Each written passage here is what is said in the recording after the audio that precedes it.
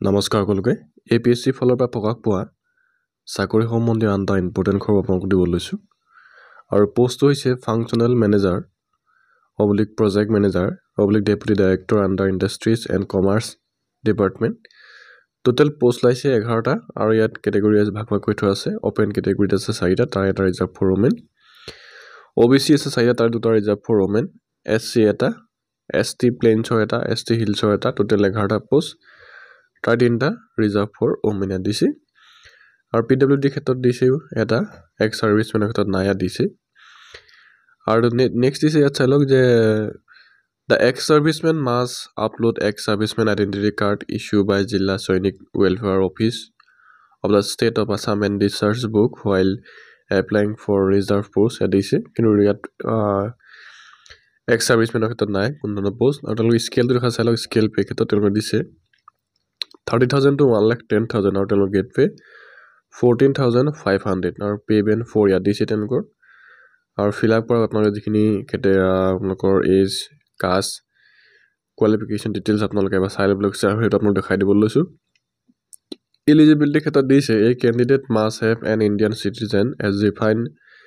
in Article 7 to 8 of the Constitution of India and must be a permanent resident of Assam তেওঁলোক ভাৰতৰ নাগৰিক হোৱাৰ লগতে অসমৰ তেওঁ স্থায়ী বাসিন্দা হ'ব লাগিব লগতে দিছে as a proof of domicile of candidate he must upload a copy of valid permanent resident certificate issued in Assam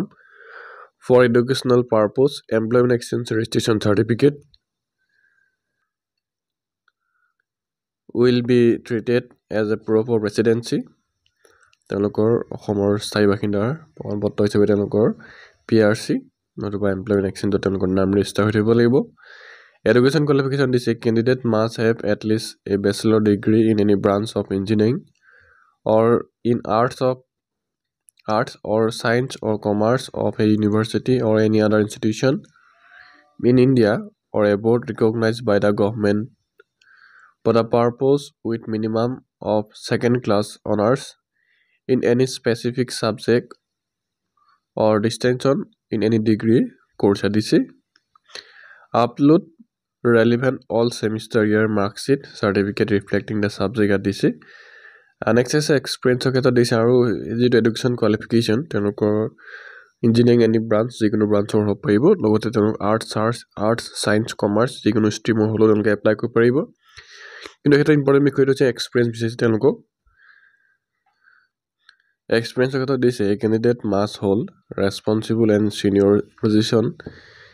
in the government department gov undertaking at least 8 years out of 5 years must have been in the rank not below assistant director of industries or its equivalent rank drawing same pay scale which should not less than the term as per Assam Service Rules 2017 as under name the position as assistant director of cottage industries payment for basic 30,000 to 1,10,000 or তেওঁলোকৰ gate pay 13,000 to 13,900 এই সমূহ তেওঁলোকৰ experience থাকিব লাগিব upload the update salary certificate আপোনালোকে upload কৰিব লাগিব next এজৰ ক্ষেত্ৰত দিছে 30 to 45 years ভিতৰত তেওঁলোকে এপ্লাই কৰিব পাৰিব আৰু এছচি এছটি হ'লে 5 বছৰ ৰেহাই আমি গম পাওঁ অবিচি হ'লেও 3 বছৰ ৰেহাই এক্স ছাৰ্ভিচমেনৰ ক্ষেত্ৰতো 50 yearsলৈকে পাৰিব দিছে পিডব্লিউডি ক্ষেত্ৰত দিছে তেওঁলোকৰ 10 বছৰৰ ক্ষেত্ৰত আৰু ইয়াত দিছে the age limit of the candidate will be calculated on the basis of class 10 12 examination certificate